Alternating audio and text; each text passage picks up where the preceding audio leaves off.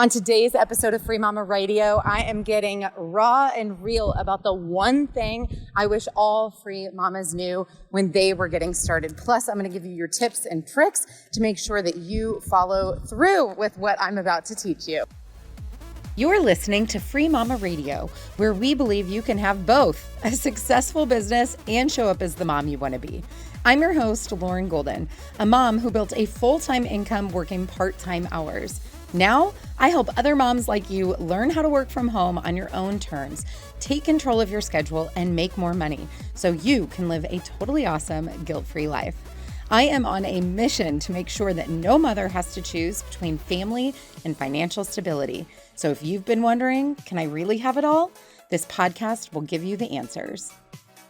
As I am recording this, I am standing outside in the most perfect weather in the state of Maryland, nestled about halfway between Washington, D.C. and Baltimore.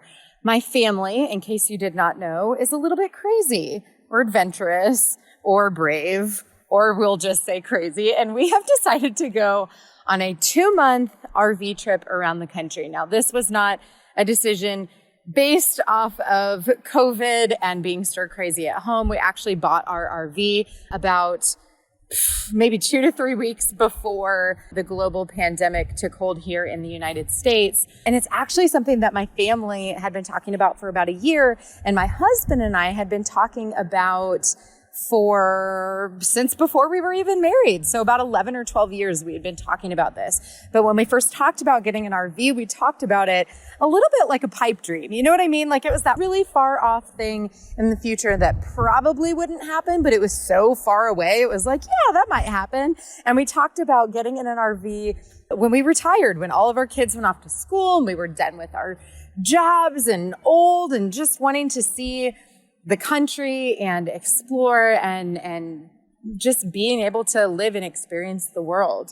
And as we got married and had kids and ended up leaving our jobs and became self-employed, the way we thought about living our lives completely changed. And I think this is one of the reasons I'm so passionate about the Free Mama movement and what I get to do is it's so much more than just a make money from home course. I don't just teach women how to freelance. I do that. I love it. I am a total nerd when it comes to all of these topics, but it's so much more than that. By being self-employed and learning how to make money from home or from an RV or from a beach or mountain or China or wherever you would like to be in the world with internet and a computer, you have the ability to live life on your own terms. You have the ability to create your circumstances, as opposed to feeling like you are a victim of your circumstances, which is how we lived for the majority of our marriage up until that point. So we are about 3 weeks into our trip. Like I said, last year it really started getting real. It really started to be like, you know what? There's nothing holding us back except maybe school. And so we talked about doing it during summer. And here we are. We're about 3 weeks in and we have had a lot of setbacks and a lot of fun and a lot of adventures and margins of error, we'll call them. But we'll dive into all that probably in another episode. Maybe towards the end of the summer, I'll give you a list of all of the things that I learned while traveling in an RV as a family of 5. But today, what I want to talk to you about is the thing that I wish that all free mamas knew. The thing that I wish that you knew right when you came into this community. And maybe if you're lucky, you are just finding the Free Mama right now. Maybe this podcast episode is your first glimpse into our family, our community, and what I teach and what we believe in. And in case you are new, my mission at the Free Mama is to make sure that no mother has to choose between family and financial stability. And above all, I want to help you leverage freelancing, leverage being self-employed so that you can live a totally awesome, guilt-free life.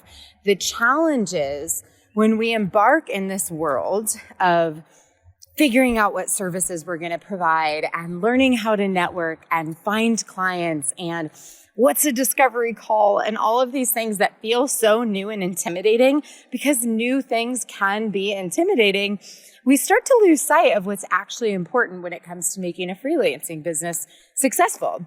And so the thing that I wish that you knew, the thing that I'm thinking about right now is one of the biggest questions that comes up on group coaching calls inside of our Facebook group community has to do with how do I put myself out there?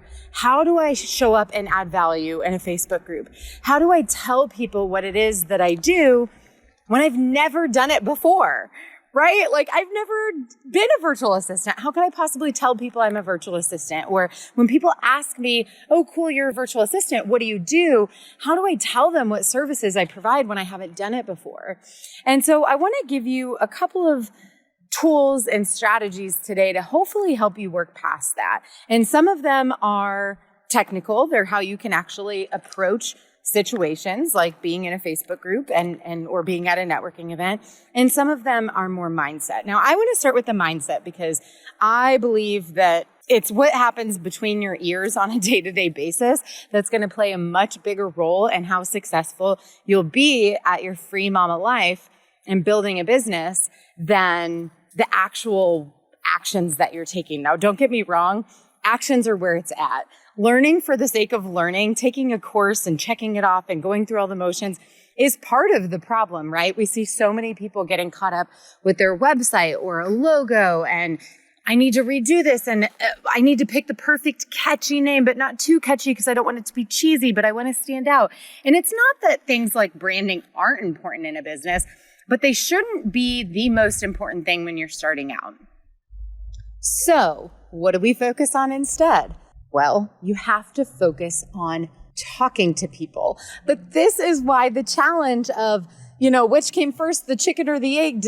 Was I a virtual assistant first with services and then I told people? Or do I tell people, but I'm not actually the thing? And I know that it feels really confusing and sometimes counterintuitive. You want everything to be perfect. That's that perfectionist inside of you that is fearful of putting yourself out there in a new and vulnerable way. But we have to push past that fear because without telling people what you're doing, you will never have a successful business. There is a Laurenism. That is a word that I made up that has to do with a quote that I say over and over and over and over again. And you know that if I say it over and over again, that you better listen up and pay attention because it's important and it works. And that is that if nobody knows what you're doing, how can they connect you with the people you're meant to serve? The challenge is I see a lot of people in the community saying things like, I want to start a virtual assistant business, or I'm going to become a virtual assistant. And so here's your first tip. And it takes a mindset shift. You actually have to think about this for a minute, but not too long because I want you to get going. You actually have to become the thing you want to be before you are that thing. You have to take on that identity. You have to take on that role, right? So you have to start saying, I'm a virtual assistant. It doesn't matter that you haven't had clients. It doesn't matter that no one's paid you to do that thing before. It is an identity that you are going to assume because once you start telling people, I'm a virtual assistant, your actions are going to be more in alignment with that thing. How does a virtual assistant network? How does a virtual assistant show up on social media and talk to other people or on a discovery call? Well, a virtual assistant is someone who is organized. They're going to help someone solve problems. They're going to take over their administrative tasks. They're going to be a good listener so that they understand the strategy of the entrepreneur they're working for. They're going to be somebody who's not afraid to ask questions and be resourceful because that's what a virtual assistant is.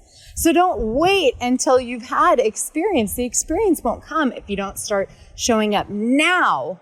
Show up now like the person that you want to be, that role that you want to take on. So quit using language like I'm going to be a virtual assistant or I want to try to start a business as a social media manager.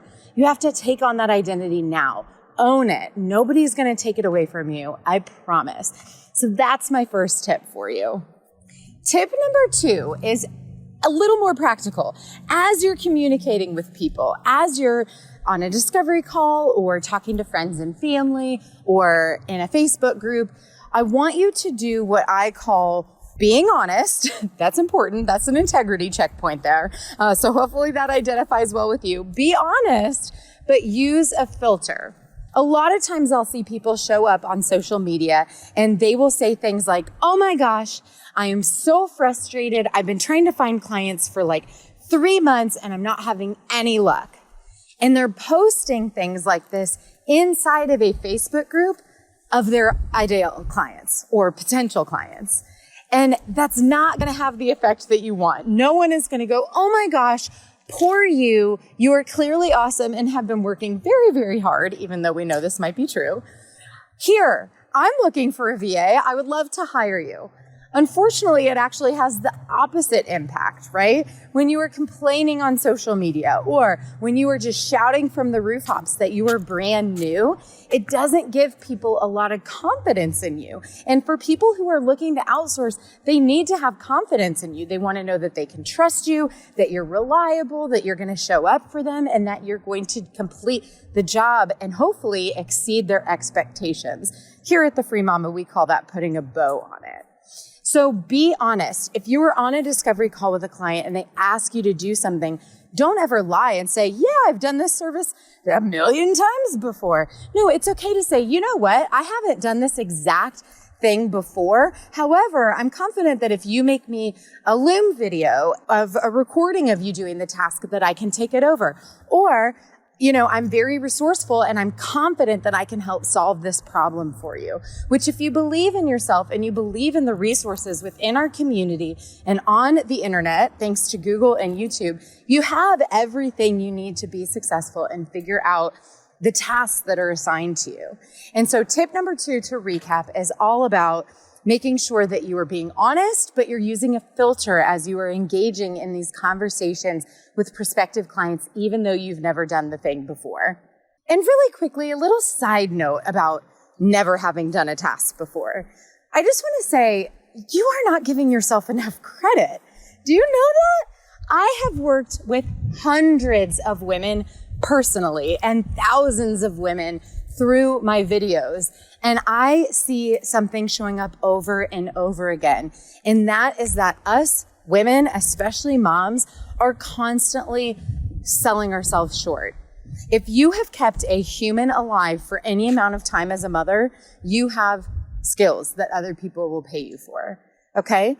So don't downplay the career that you had, the education that you got, the experience you have as a human being on this planet as not being capable of figuring out how to provide a service that other people are willing to pay for. The sweet spot is when you can find something that's in alignment with your strengths as well as your interests. And the reason why this is exciting is because once you know what that is, that thing that you're naturally pretty good at, but you're also interested in, is that you can continue to invest in honing that skill.